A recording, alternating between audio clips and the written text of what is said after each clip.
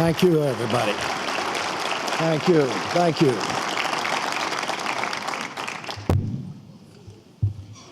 Well, Jack, thank you very much. I am delighted to be here with all of you.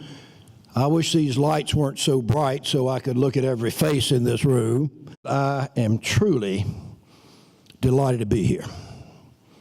I get invited to make a dozen speeches a week, and I can't make most of them. But I wanted to come here to be with you all, the leaders of our North Carolina public schools. And I want to begin this morning by thanking every one of you, as my friend Eric did. I've been in all your districts. I've been in schools, probably in every one of your districts. I know the hard work you do. I know the community leadership you provide, how you bring people together and encourage them to be supportive and involve them in it. Thank goodness for you. And I'm speaking to every single person in this room. Thank you. The people of North Carolina appreciate you. And our future depends on you.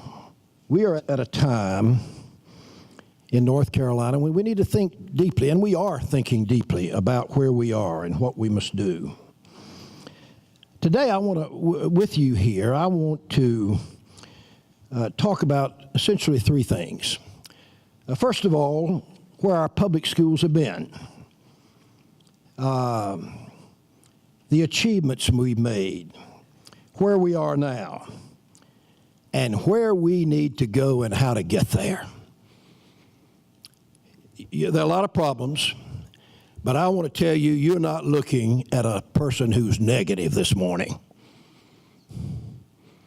I'll talk about some of the things we've done together, and I want you to know I have great faith that we can do so much better, and it will be done with your leadership. Now, first of all, let me give you a little bit of history about our North Carolina public schools. Did you know that in 2014 and 2015, we will have major anniversaries of North Carolina's public schools? I don't know how many of you knew this or know this. On January the 8th, 1839, the North Carolina General Assembly passed our first common school law. Way back then. That's 175 years ago.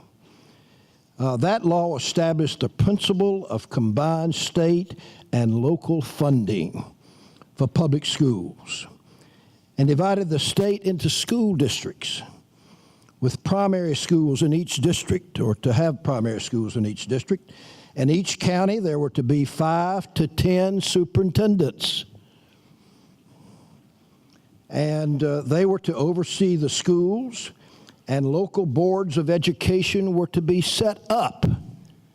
Imagine that. I'm not going to ask how many people knew about that. I'm just going to assume none of you did. I didn't until somebody told me. 1839. And of course, our Constitution. The Constitution of North Carolina. This is not just a matter of laws. This is the Constitution that the people set up. Provides for our public schools and has provided for them every time we've amended it and made it better. And then just a year later, in January the 20th, 1840, the state's first public school opened in the Williamsburg community of Rockingham County. Anybody here from Rockingham County? Well, yes, he knew I was going to talk about him. Did you know that? Yes. Oh, he did? Okay. That was the first public school. Now, so our public schools are 175 years old. We can be proud of that. And they're getting better. They've gotten better all over the time. Now, they were created. Why were they created? To provide opportunities for all children and to make the world's first democracy work. You know, we in America had the first one. Now, I talked about them starting. Truth is, not many schools got established. We were dirt poor, folks. And then the Civil War came along. And in the aftermath of that, we were poorer. And it was near the end of the century when public schools became a normal thing. I know that the building that the Taylor School, within 2 miles of my home, was set up in at Rock Ridge. That building's still standing. It's been used for a lot of things over the years. But the truth is, it was about the end of the century, about the first of the 1900s, that we began to have a lot of schools underway. And you might look up some of the history in your area.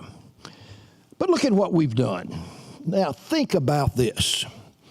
Every once in a while, we need to, in our busy lives, all the problems, all the things you have to deal with, and my gosh, do administrators have to deal with it a lot.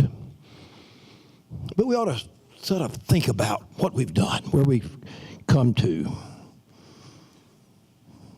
First of all, we've been building these schools for all children, to educate all the children in our communities and in our state.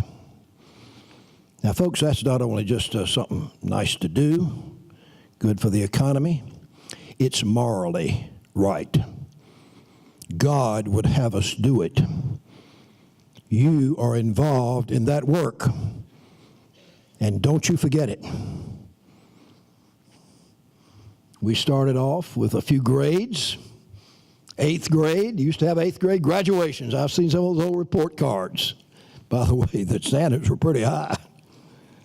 And then we added grades, didn't we? My mama graduated after the 11th grade. Some of you may know some of those stories. And then she went to what was called Women's College. We finally have now 12 grades. We added transportation and meal services to eliminate barriers for low-income students. We started building good buildings and facilities. We integrated our schools. I was in the 12th grade when the decision Brown versus Board of Education came down. Later on as governor, I was out in Kansas and met Mr. Brown. That was the right thing to do for us and for America. And we did it, and we made it work, and we have changed and transformed society. You think about that. Who did that but the schools, the public schools? Now, we've done other things. We have had this commitment to excellence. Terry Sanford was elected governor in 1960. I had just been student body president at NC State.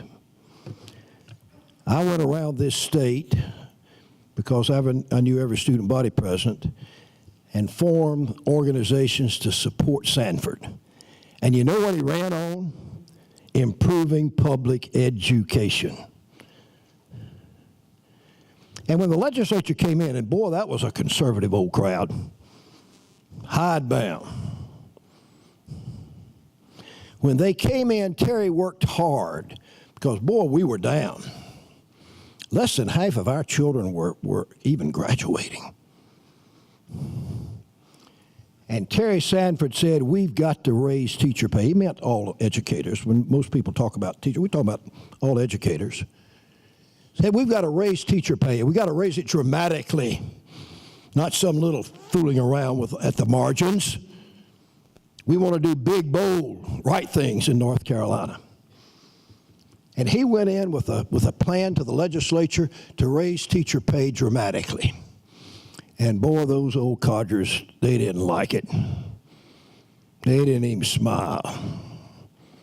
And they said, where are you going to get the money?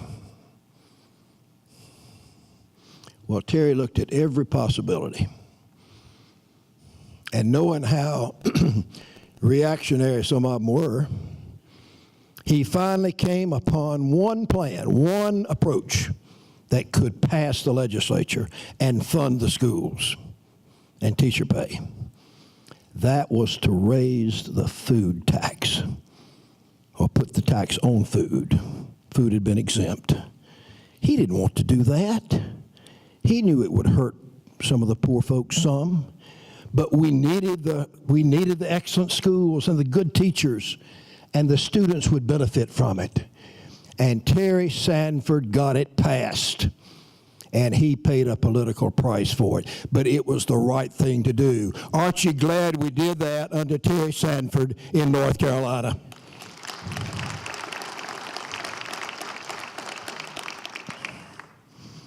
And then Governor Holshouser came along.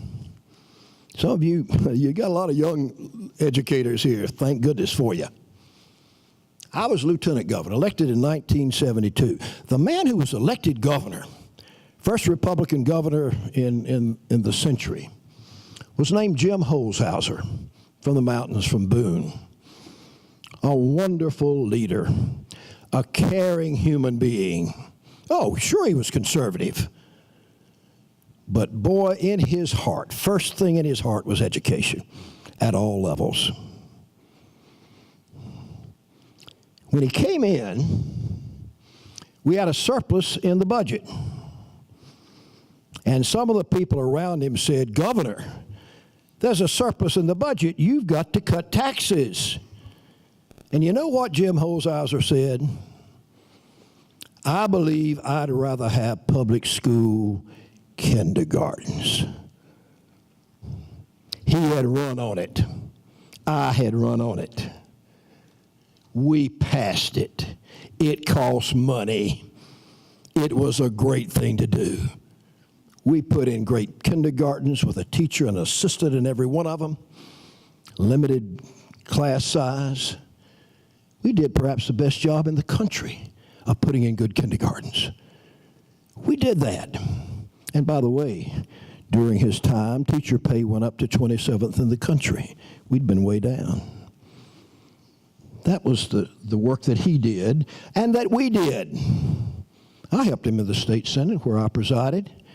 But the people wanted it done.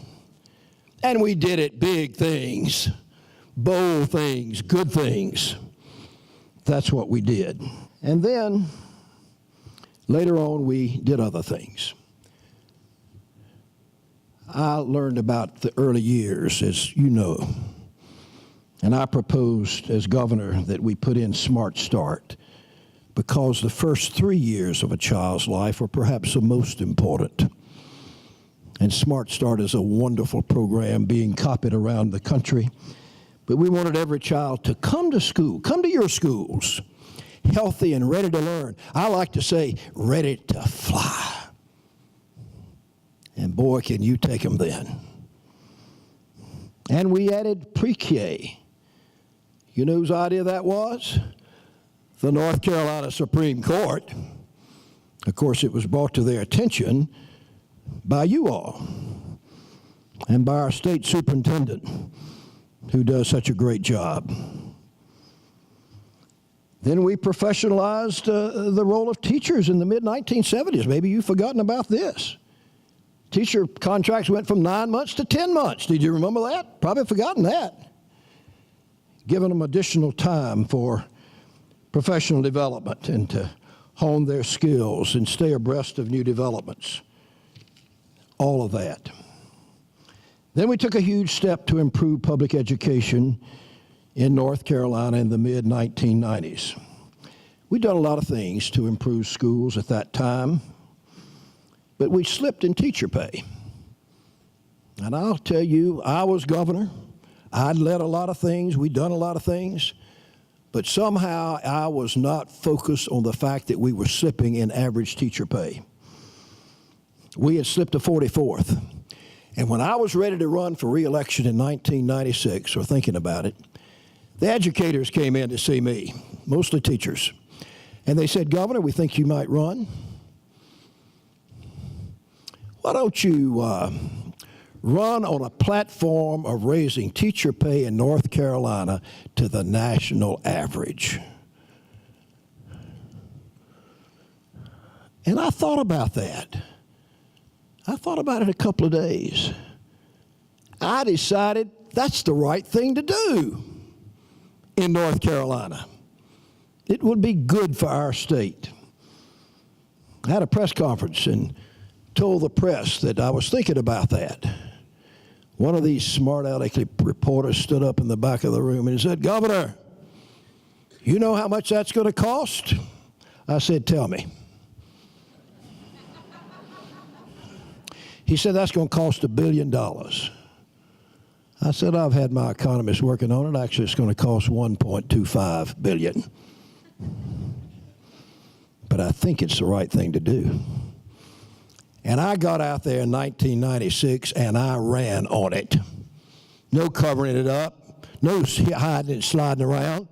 I put it in my ads, raising teacher pay to the national average. If I'm elected, that's what I want us to do. Guess what? The people of North Carolina voted for it.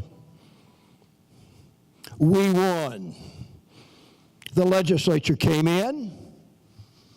I got the Republican Speaker of the House to be for it, a wonderful human being that I'm very proud of, Speaker Harold Brubaker from Randolph County. The President Pro Tem of the Senate, Mark Basnight from Dare County. They had a hearing on it. The 15 top CEOs in North Carolina came in, all the banks, all the power companies, all of them, 15. Every one of them said, "Do it. We're for it. We'll pay for it." It passed overwhelmingly. That's what North Carolina can do. That's the big things we're capable of. And folks, we went to the national average over 4 years. Now, how do we do it? And by the way, we passed a big bill to do it, and most of the language in it, I just went back and reviewed it, most of the language in it is about how we make teaching more effective. It didn't just pay, it's getting better teaching for students. That's what we're all in it for. Our children, our grandchildren, North Carolina's children, yours. Here's how we did it. In the budget, we put in funds to raise teacher pay in the first 2 years, raise it for all teachers by 6.5%. A new salary schedule, bonuses for teachers with national board certification, $72 million per year for ABC bonuses. You remember the ABCs? By the way, it was a good idea, wasn't it? If every school made the progress, everybody got it. You kind of did it as a team approach. Good idea. At the end of the first biennium, working toward that goal of national average, at the end of the first biennium, we weren't quite on target to reach it. So what did we do? We said we got to put more into it. Next biennium, 7.5%. $140 million in teacher bonuses. We were putting money into it in a lot of different ways. By 2001, now listen to what North Carolina can do and has done. By 2001, teacher pay in North Carolina had reached the national average from 44th to 20th. Average teacher pay went up from $31,000 a year to $42,000 a year. Folks, that's what North Carolina can do if we want to and if we'll work at it. And by the way, teachers started flocking to North Carolina. At the same time, student learning increased. And by the way, all of this was your leadership and your predecessors' leadership. Average SAT scores rose 40 points. June Atkinson, I don't know exactly where you were, June, but you were working on all that, leading it. SAT scores up 40 points, more than any other state in America. See, we can be the best. Our students made the highest gains on NAEP.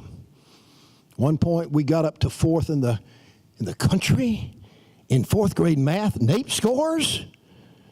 Now listen, this isn't just a matter of pay. It's a good bit that. But it's your leadership in all these different areas, all this increased training and work that you are supporting and that you are leading. That's what we were able to do. And we did it working together and putting public schools and public education first.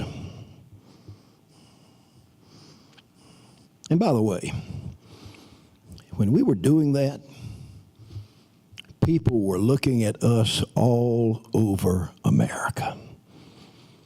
I was talking to the former two-term governor of Oklahoma yesterday, where they may have the best early childhood program in the country. And he had been a leader in the National Governors Association. He told me on that telephone call, remembering the North Carolina progress and how he had seen it as an example and tried to follow it. North Carolina was a place for companies to come and jobs to be created. Now, where are we today? You've continued to work. A lot of progress has been made. Thank goodness we've had an Eric Gukian come into the state and work leading new leaders for new schools and in other ways now helping the governor. We are at a place now about 5 years out from a major recession. And if the right things hadn't been done in Washington, we would have had a depression. You remember that. But we did the right things. A lot of people were critical. But we're coming back. We're coming back fairly good as an economy. But where are we with teacher pay? Our starting teachers start at $30,800 a year. We're ranked, as you know, 46 in the nation in teacher pay. I am told that last year, only 3 states in America, or in the Southeast, let me say, the large southeastern area, 3 states in America didn't raise teacher pay. West Virginia, Louisiana, and North Carolina. Not exactly the company we want to keep.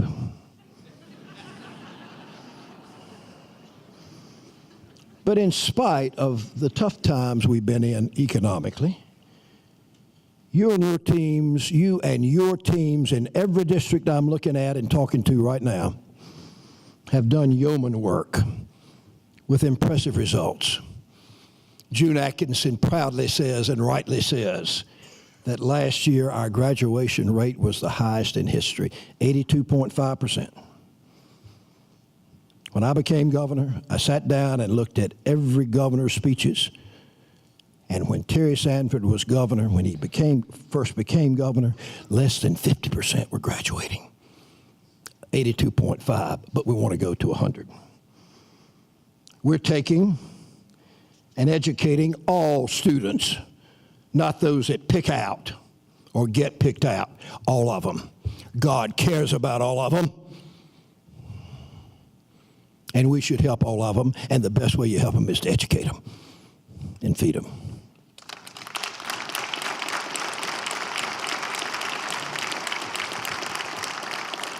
Got a long way to go in getting to into a world competitive level. That is, all of our children are learning and graduating and have the skills and learning necessary to work in those world competitive jobs and companies. But we're making progress. Listen, be proud of your progress and commend all of your teachers and everybody else for the work they've done. I know you do that. Do it even more. There are lots of things we need to do. And by the way, I want to commend Eric for his work and the state board for work on getting our testing situation squared away. We got into this situation innocuously. You know, I remember when we put in 3rd, 5th, and 8th grade tests in North Carolina. Didn't have any statewide tests. That was pretty good then, but all these other things have been added to it, you know. Well, let's figure that out. We can do that. That's not going to be the hardest thing we've ever done. But teachers got to be involved in it, and you've got to be involved in it, and we can do it. The biggest thing we need to do now, you know, you have to have priorities. The biggest thing we need to do now is to raise North Carolina teacher pay to the national average. That's what we've got to do in North Carolina, and do it now. And all the other educators must be a part of that. We need to do it in the next 4 years. How do we do it? Well, here's how we did it. And here's how we need to do it.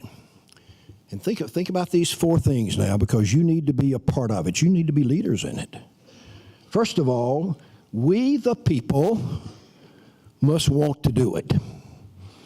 If I can read this state right, and I've read it pretty well, the people want it.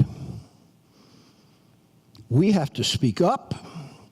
We have to tell the legislature and the governor that we want it done, and we have to tell them we are willing to pay for it. We're willing to pay for it. Second, the legislature needs to pass a law this year to say we're going to raise teacher pay to the national average. That's what we did before in 1997, that we'll raise teacher pay over the next 4 years to the national average. Some may say, oh, we don't have the money. The answer is you find the money.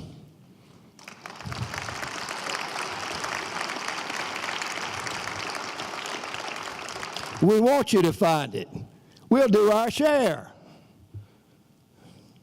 Third, we need to put the money in the budget each year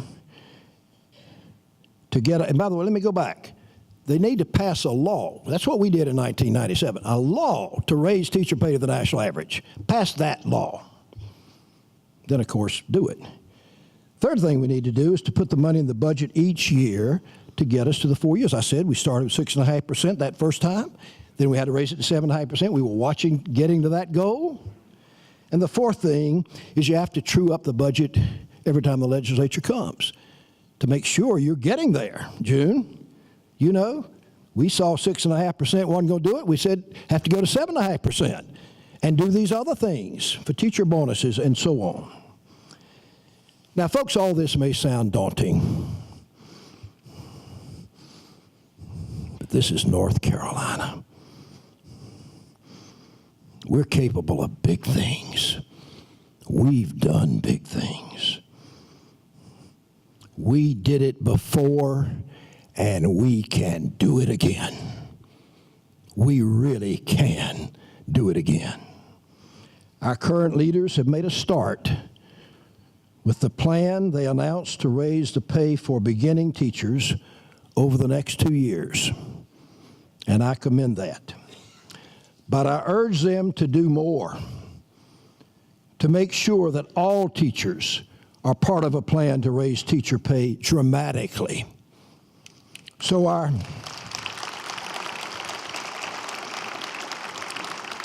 hardworking veteran teachers who've devoted their lives, you've been teachers, most of you, devoted their lives to our students, don't have to work second and third jobs. This morning, driving in, somebody called me on the phone, driving in from my farm, Wilson County. Said I was having dinner last night at a Raleigh restaurant.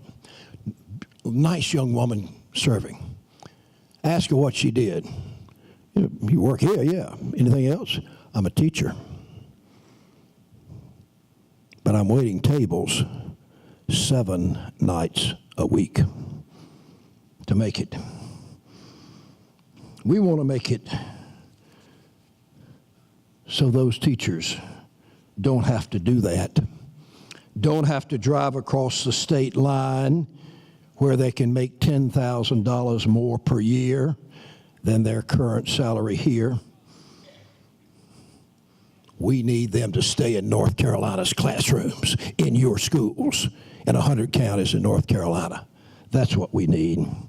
Raising teacher pay for all teachers is critical, and it's one of several things that we need to do to serve the children of our state. We need to invest in new technology.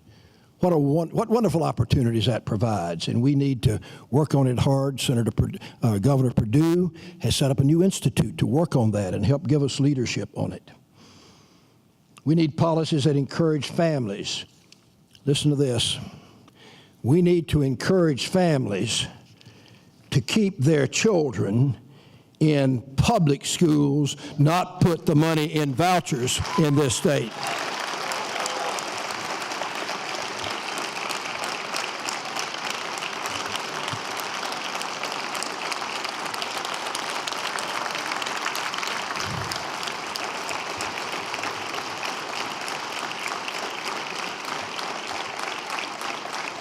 And you need to work on that.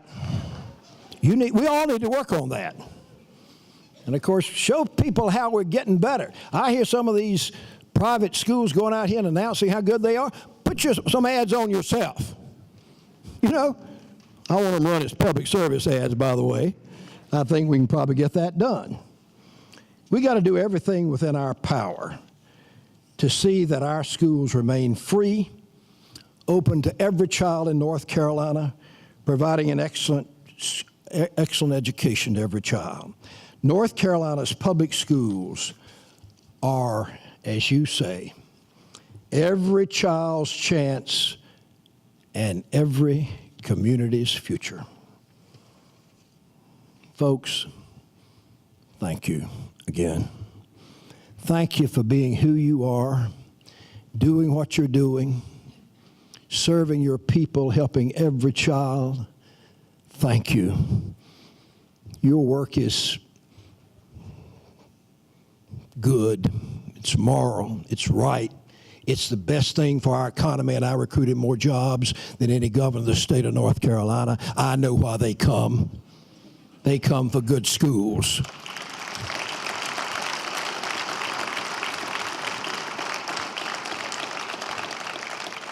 As I said in my last State of the State address as governor of this state, I want North Carolina to be first in America in education.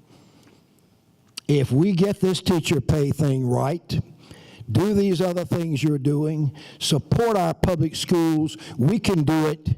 We can make North Carolina, with your leadership, all that it can be, all that it should be, all that it must be. Thank you and good luck. Thank you. You're kind. Great to see you here. Thanks, everybody.